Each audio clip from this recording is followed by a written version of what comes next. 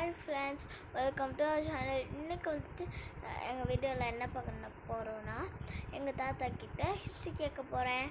வாங்க வீடியோக்குள்ளே போகலாம். தாத்தா, இந்த கோயிலை பற்றி ஹிஸ்ட்ரி சொல்கிறீங்களா? நான் சொல்கிறேன்ப்பா. மாவட்டம் திருப்பத்தூர் தாலுகா வடக்கிளையாத்தாக்குடி கிராமத்தைச் சேர்ந்த கீரணிப்பட்டி ஸ்ரீ முத்துமாரியம்மன் கோயில் தல வரலாறு.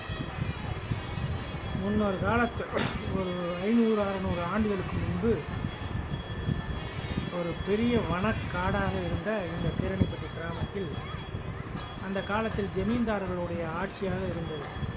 அந்த நேரத்தில் ஜமீன்தார்கள் வேட்டையாடுவதற்காக இந்த காட்டுப்பகுதியில் வருவார்களாம்.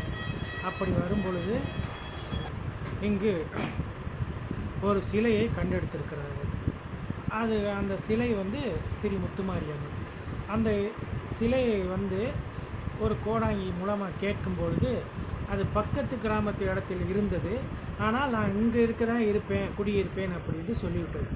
அதனால் இந்த கீரணிப்பட்டி கிராமத்தில் அந்த சிலையை வைத்து பூஜை செய்து சிறிய ஒரு குடிசை மாதிரி போட்டு அதில் பூஜை செய்து திருவிழா கொண்டாடி வந்தார்கள்.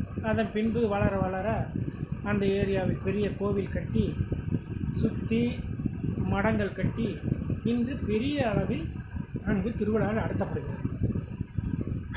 அதாவது பங்குனி மாதம் 3வது ஞாயிற்றுக்கிழமை பூச்சொரிதல் விழாவும், அதைத் தொடர்ந்து 4வது ஞாயிற்றுக்கிழமை இளையாத்தக்குடி என்கிற தேவஸ்தானத்தில் இருந்து நித்யகல்யாணி என்ற அம்மன் இங்கு 10 நாள் தங்கி திருவிழா நடத்தி 10வது நாள் மஞ்சள் நீர் ஆடி திருப்பி இளையாத்தக்குடிக்கு சென்றுவிடும்.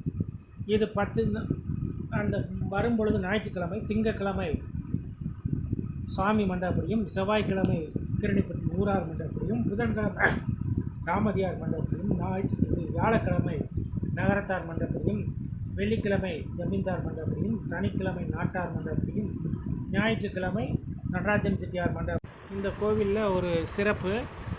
இந்த திருவிழா நடக்கும் 10 நாட்களும் காலையிலையும் இரவும் சாமி கோயிலை சுற்றி வரும் பொழுது இது நகரத்தாருடைய அந்த விடுதி மண்டபம்ங்கிற இடத்துல கொட்டகையை போட்டு பொம்மை பூ கொடுக்குற மாதிரி ஒரு சிறப்பு நிகழ்ச்சி நடக்கும். இது இந்தியாவில் வேறு எங்கே நடக்குதாங்கிறது எங்களுக்கு தெரியல.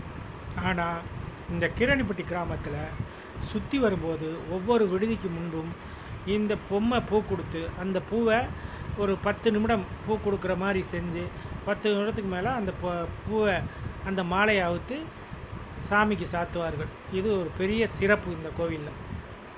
அதுக்கப்புறம் கிழமை தேரோட்டம் பெரிய அளவில் நடக்கும். செவ்வாய்க்கிழமை ஊர் பொங்கல் வைத்து இரவு சாமி மறுபடியும் இளையாத்தங்குடிக்கு சென்றுவிடும்.